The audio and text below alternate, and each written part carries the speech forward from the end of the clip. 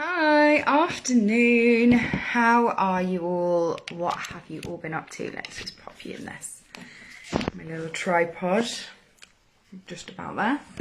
Nearly lost you. How are you? What have you all been up to since I spoke? It's hump day. Happy hump day. It certainly feels like hump day in this house. I'm very tired today. But we had board game Sunday, but last night. So, because we missed Sunday.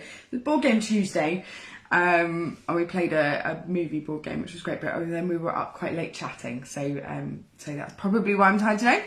But we did have lots of pancakes as well. I hope you did too, and I hope you enjoyed them. We had, what did we have? Lemon sugar and Nutella and banana, so we were quite traditional last night. What do you guys have on your pancake? Actually, I have seen one with like a Biscoff. Is it Biscoff or Biscoffy? Biscoff, I think. The biscuits. That kind of spread on the pancakes. That looked amazing, actually. Must try that in future. What else do I need to tell you? Ed, my husband, might possibly be coming to a radio station near you soon.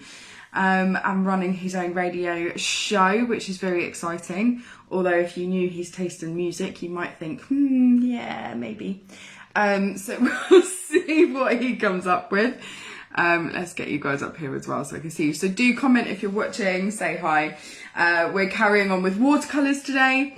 And I've actually spent the morning on a free workshop, which is run by Art to Life, which is run by an artist called Nicholas Wilton.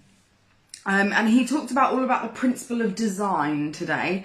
And it's a free lot of workshops. I think it does 4 workshops during this week.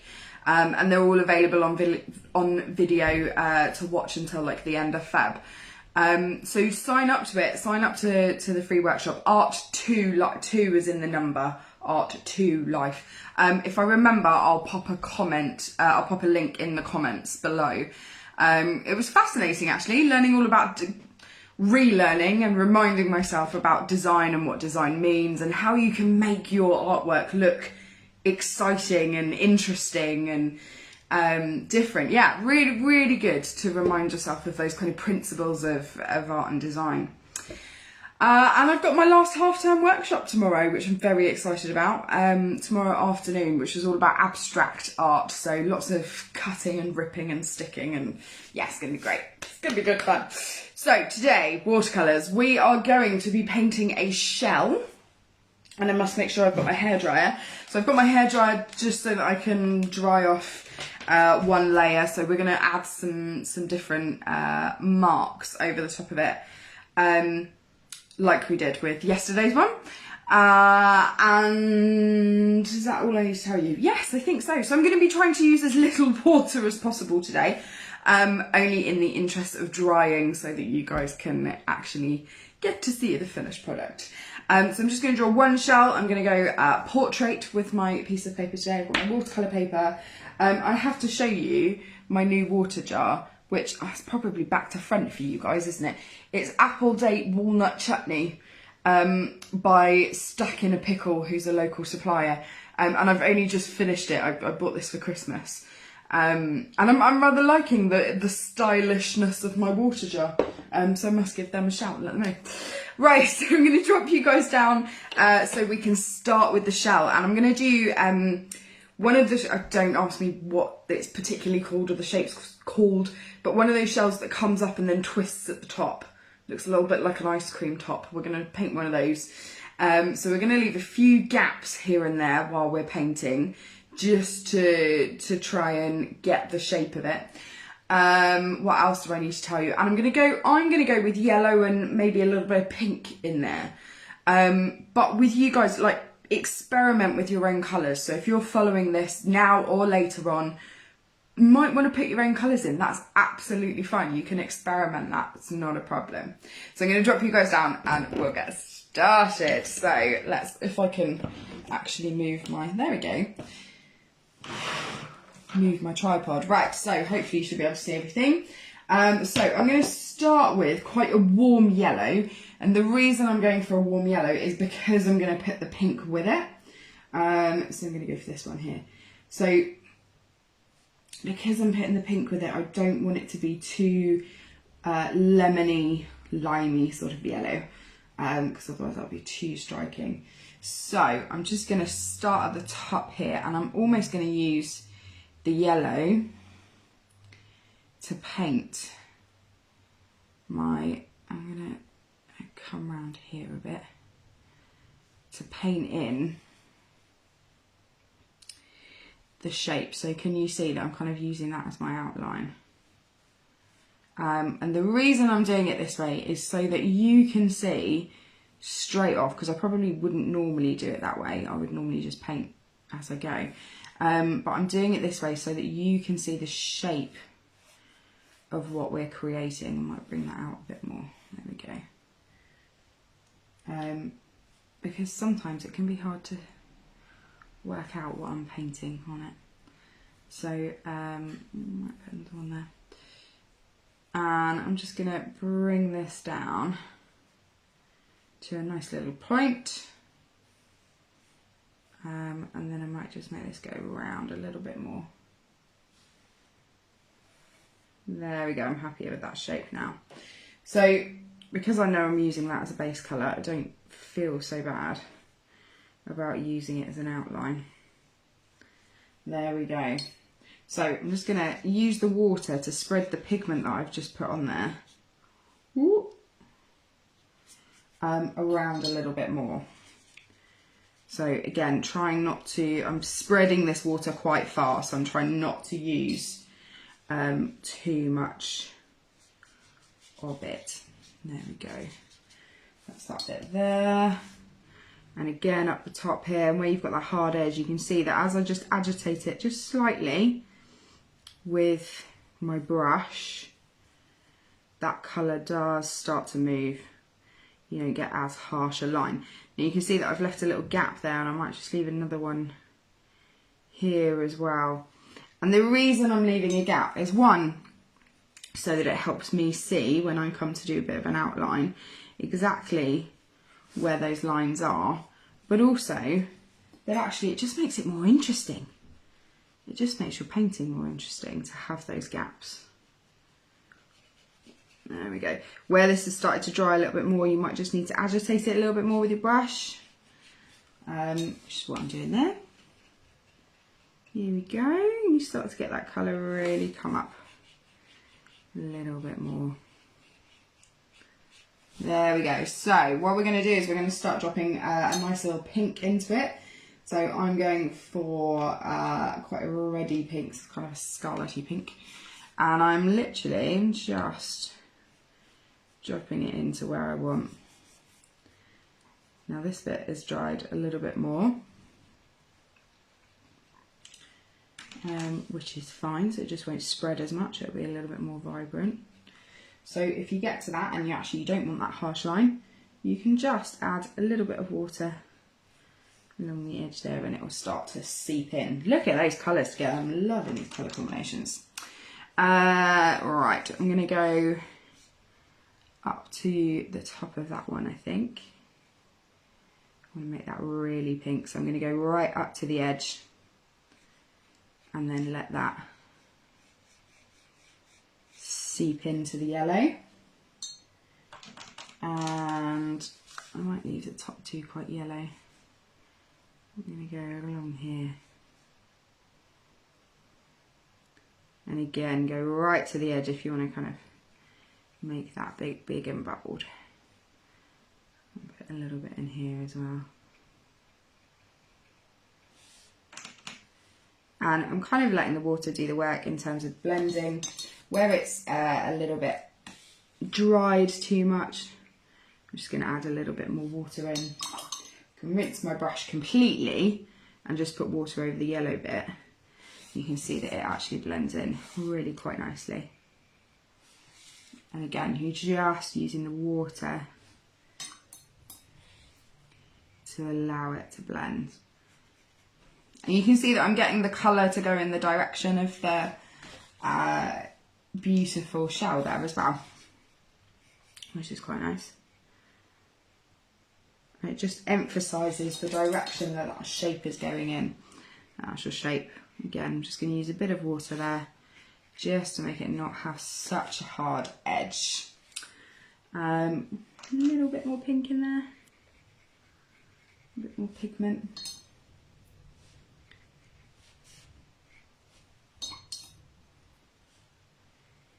There we go. And I'm just going to add a tiny bit.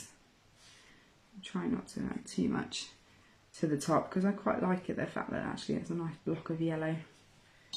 So I'm just going to add tiny bits up there. And let those dry. There we go. So the only kind of bit that I would like to add with a slightly different colour is the middle bit of the shell. So you know the bit where it kind of folds inwards and you get a really nice shadow there. So I'm going to use a little bit of purple in that bit, and that's going to go kind of here. And I'll probably take up that shape there. So add a little bit more colour, and that purple will pick up the pink aspects of it as well, with all that nice pink colour there. There we go. And once we outline it, you'll see that that starts to make a bit more sense, that bit there. Okie doke, so now I'm going to use my hairdryer because I just want to dry that off completely so that I can use a bit of probably a black colour to really dry it off. So there we go.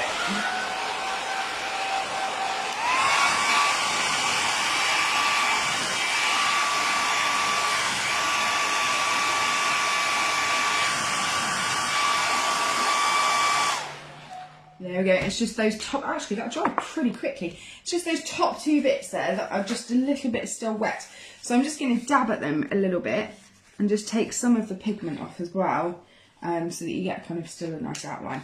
Right, so I'm going to go for probably a softer black, so probably not the darkest black they've got, maybe just slightly softer black, or maybe even a bit of Payne's Grey actually. So Payne's Grey is slightly blue with it as well.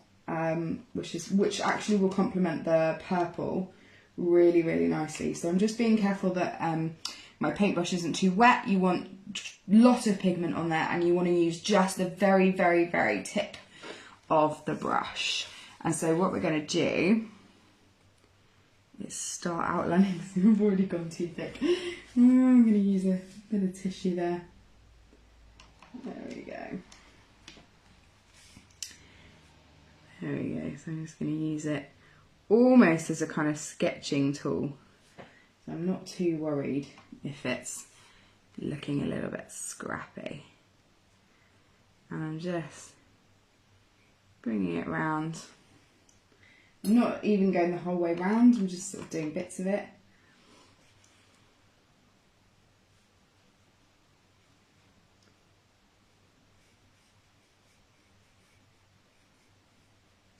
And again, you can be quite sketchy with it. All you're doing is making the marks as a bit of an outline.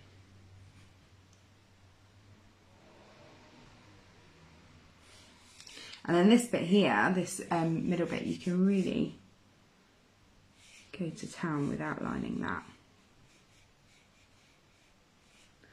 Because this is your bit that's kind of the darkest shadow on your shell. So if anyone's got any questions or anything, do comment. Even if you're watching later, I can always answer your questions later on as well. So there we go. So I'm just going to hit a little bit of an outline there, and a tiny bit of an outline on that outer one there. Now obviously you might like to leave it without it, but I quite like the fact that it gives it a little bit of texture. And all I'm doing is I'm just bringing some lines down that are showing the curve of, I might just bring some down from there as well, that are showing the kind of slight curve of our shell as well. So again, it emphasises the shape, it gives you a bit of texture. You're not putting them necessarily all the way across. It's just a couple, just to show the direction that that shell is going in.